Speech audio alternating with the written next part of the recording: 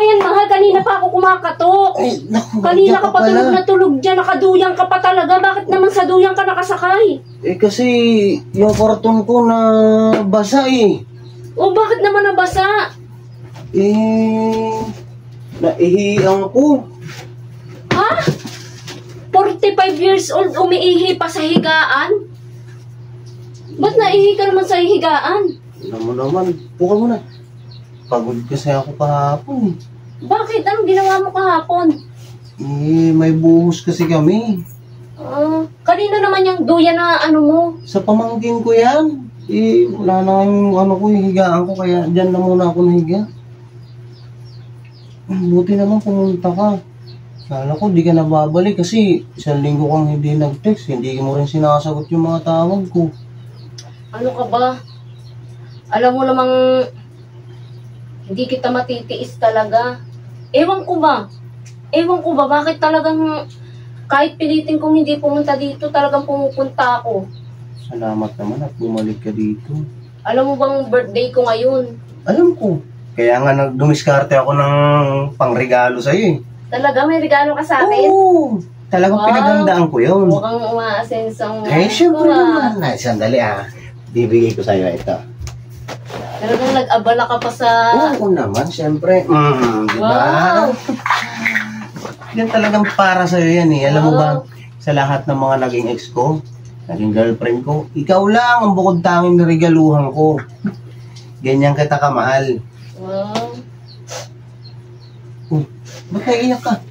Sandali. Oh, ito oh. Naku, huwag ka nang umiyak. Oh. Ano to? Brief naman to eh. Oy, malinis naman yan. Kakaubad ko lang yan kahapon. Malinis yan. Ano ba kasi iniiyak mo? Ano bang pinoproblema mo? Hindi ko kasi alaman kung paano kita papakilala sa magulang ko eh. Eh, ba't hindi alam eh? Wala namang problema. Mabait naman ako. Gwapo naman ako. Ay, pero kaya mo na nga lang muna yun. Saka na natin intindihin. Eh, importante ngayon, itong regalo ko. Buksan mo na. Sigurado ako magugustuhan mo yan. Salamat mahal ah. Siyempre, ganyan kita kalab. Sige na, buksan mo. Sigurado ako magugustuhan mo talaga yan. Ano ba yan mahal? Bota naman to. Anong gagawin ko dito? Maganda yan. Magagamit mo yan yan. Lalo nagbabaha, nag-uulan. Magagamit mo yan.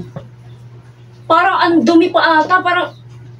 Parang may nakatapak pa ata ng taing may-ari nito eh. Sabi ka naman. Nag-effort pa naman ako para regaluhan ka ng ganyan. Sa lahat na ng mga naging girlfriend ko, ikaw lang ang regaluhan ko ng ganyan. Tapos parang hindi mo pa yata na gusto. Hindi mahal. Maganda naman siya. Di ba? Sabi ko sa'yo, magugustuhan mo yan eh. Maganda nga yan. Maganda naman siya. Sigurado ako maiinggit sa'yo mga classmate mo niyan. Kasi wala silang ganyan. Tsaka yan, kapag umuulan talagang lulusong ko sa baha kasi, di ba? Pang waterproof yan. Salamat mahal ah. Oo, walang anuman ikaw. Ganyan kakalakas sa akin. Ikaw talaga.